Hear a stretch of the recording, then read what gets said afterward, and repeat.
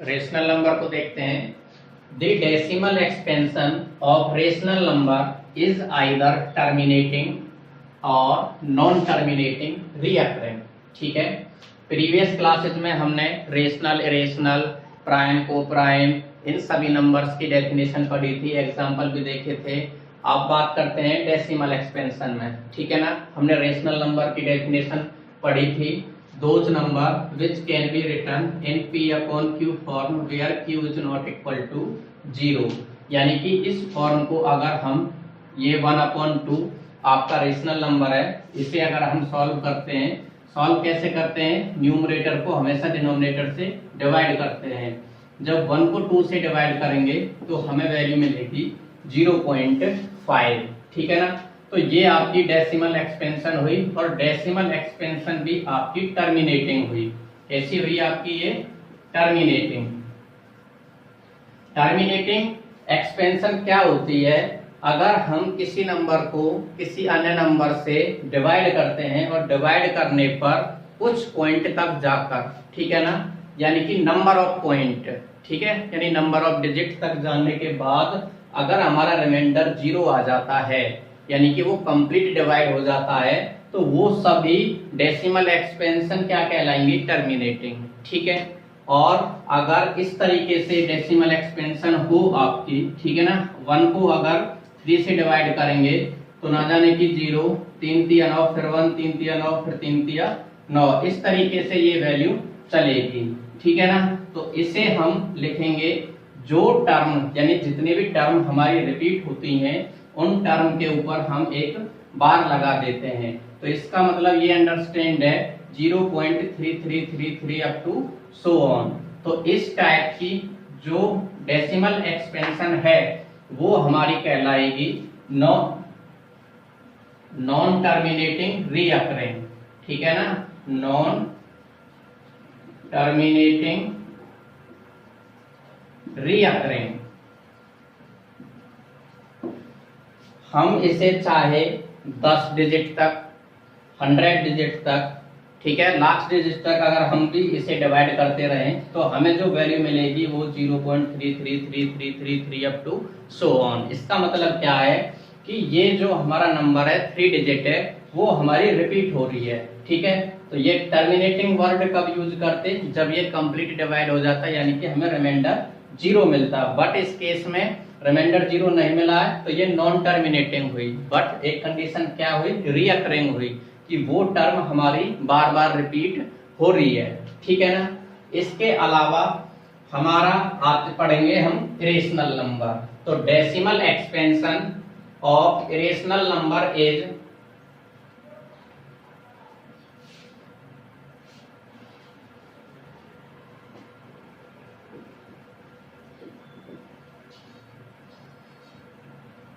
Rational number में decimal expansion of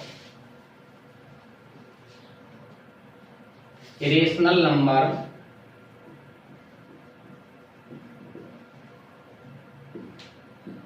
is non terminating non recurring. ठीक है, ना तो वो टर्म आपकी टर्मिनेटिंग होगी यानी कि नॉन टर्मिनेटिंग होगी, और ना ही रिपीट करेगी यानी कि नॉन रीअकरिंग होगी। ठीक है ना, एग्जांपल देख लीजिए। ये तो समझ में आ गया होगा कि क्या टर्मिनेटिंग होती है, क्या नॉन टर्मिनेटिंग होती है। ठीक है ना, कोई हम डेसिमल एक्सपेंशन ले लेते हैं, मान लीजिए 0.10100100 या 10, फिर 1 4 time 0, 1 5 time 0 and so on. ठीक है ना, तो अब यहाँ पर आप देखिए कि यहाँ हमारी 10 है, 100 है, 100 है। ठीक है ना, जहां तक हमारी ये एक सिस्टमेटिक टर्म दिखाई दे रही है। अब इसके बाद यहाँ पर फिर 1 आया और यहाँ 0 आई, यानी कि ये जो सीक्वेंस थी ये आपकी रिपीट नहीं हुई। तो इस तरीका से चाहे किसी भी टर्म के बाद अगर हमारी सीक्वेंस चेंज होती है तो वो टर्म कहलाती हैं हमारी नॉन रीअकरिंग, यानी कि सेम टर्म आपकी रिपीट नहीं होनी चाहिए। और अगर सेम टर्म एक कुछ डिजिटों के बाद अगर सेम रिपीट होती हैं तो वो हमारी रीअकरिंग यानी कि रिपीटिंग टर्म के अंदर आती हैं। अगर रिपीटिंग टर्म होंगी तो वो हमारी रेशनल नंबर के अंदर आएंगी, और नॉन रिपीटिंग यानी कि non terminating non recurring term होंगी वो हमारी इरेशनल नंबर के अंदर आती हैं। ठीक है ना। कुछ भी एग्जांपल ले सकते हैं, जैसे मान लीजिए 725702431057, ठीक है, अप टू सो ऑन। ऐसे टर्म ले लीजिए जो आपको देखिए 570570 ठीक है, 570 फिर 000 अप टू सो ऑन। तो यहाँ ये ना देखें कि जी हमारी 2 टर्म रिपीट हो रही हैं या 3 टर्म रिपीट हो रही हैं। ये हमारी कंप्लीट जो सीक्वेंस है, जहां तक भी हमारी टर्म जाती हैं वो ही रिपीट होती रहे, ना कि उनके बीच में कुछ चेंजिंग आए। अब देखिए यहाँ पर 570 570 57, अब यहाँ 00 आ गया, यानी कि यहाँ पर चेंजिंग आ चुकी है। ठीक है ना। तो यहाँ से हम अब यहाँ देखिए फिर 570 57 फिर 000 आ चुका है, यहाँ पर भी चेंजिंग हो चुकी है। तो ये हमारी टर्म जो हमारी डेसिमल एक्सपेंशन है वो नॉन रिपीटिंग है। ठीक है ना। तो non repeating non terminating term हमारी इरेशनल नंबर के अंदर आती हैं। पाई की वैल्यू भी इसी तरीके से आती है 3.14 समथिंग करके।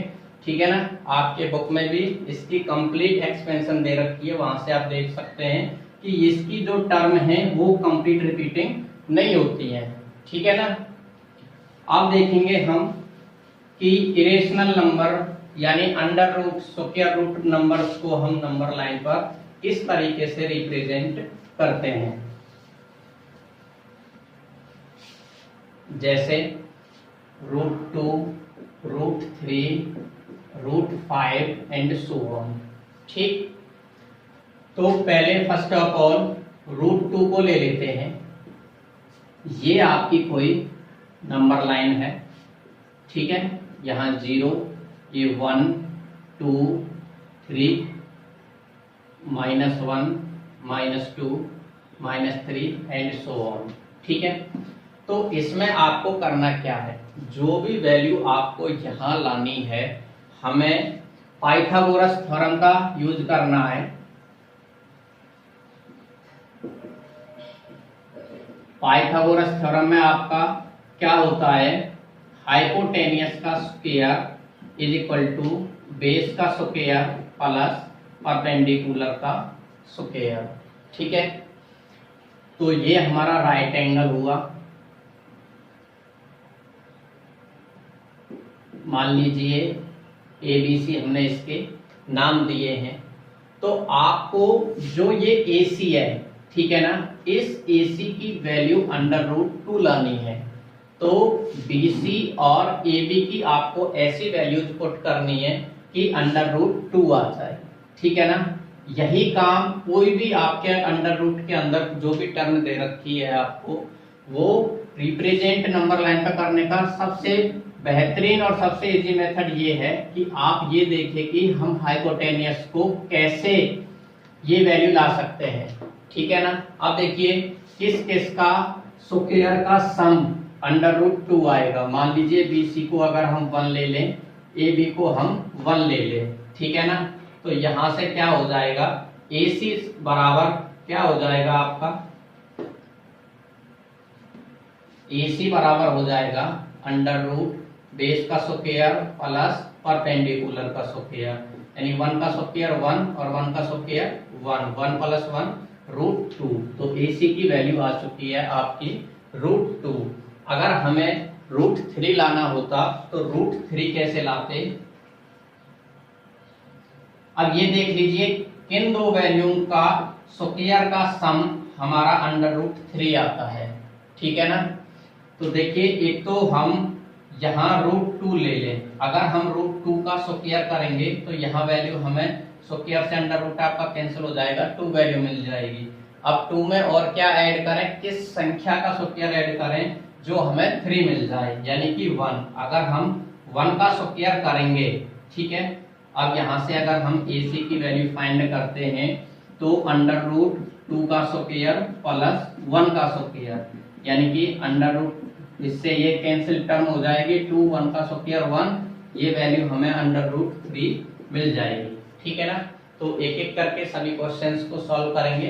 ये बात आपकी समझ में आ जानी चाहिए कि हम पाइथागोरस थ्योरम का हम यूज करेंगे, और यूज करने पे जो वैल्यू आपने पूछी है उसे हम इस तरीके से मान के चलेंगे कि बेस और परपेंडिकुलर की वैल्यू क्या लें, जिससे हमें जो वैल्यू निकालनी है उसकी वैल्यू पता चल जाए।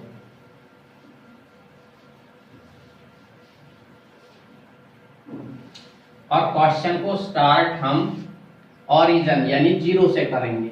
ठीक है, तो हमें अंडर रूट 2 लाना है। ये हम देख चुके हैं कि हाइपोटेनियस बराबर क्या वैल्यू लें हम, 1 का स्क्वायर प्लस 1 का स्क्वायर। तो 0 से लेके यहां तक, इसे थोड़ा मैं डार्क कर देता हूं, लेने का तरीका ये होता है, ये हमने 1 यूनिट की डिस्टेंस ली। ठीक है, यहां से यहां तक जो डिस्टेंस है वो कितनी है, 1 यूनिट, इसका हमने नाम दे दिया।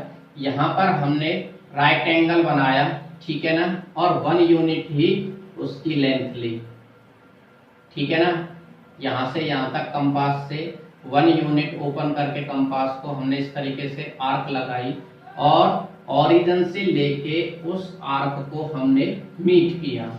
ठीक है, 1 यूनिट आपका ये हो गया, 1 यूनिट आपका ये हो गया। अब इसका नाम कुछ भी दे दीजिए जो आपकी इच्छा है, हमने बी पॉइंट दिया। तो यहाँ पर जो OB की वैल्यू आएगी, OB बराबर क्या हो जाएगा आपका, यानी OB का स्क्वायर बराबर OA का स्क्वायर प्लस AB का स्क्वायर बाय पाइथागोरस थ्योरम। तो OB का square is equal to OA की वैल्यू क्या है, 1 यूनिट यानी 1 का स्क्वायर, AB की वैल्यू क्या है, 1 यूनिट यानी कि 1 का स्क्वायर, यानी OB का square is equal to 1 plus 1, यानी OB बराबर अंडर रूट 2, यानी कि ये वैल्यू आई आपकी अंडर रूट 2। अब हमें करना क्या है, O को सेंटर मानकर और OB को रेडियस मानकर कंपास ओपन करना है, और यहां से इस तरीके से आर्क ड्रॉ करनी है। ठीक है ना, यहां से ये आर्क ऐसे ड्रॉ करनी है, जिस पॉइंट पर ये आपकी लाइन को कट करता है। मान लीजिए ये पॉइंट हुआ आपका P, तो P पॉइंट रिप्रेजेंट करेगा आपका अंडर रूट 2 को ऑन नंबर लाइन। बात समझ में आई।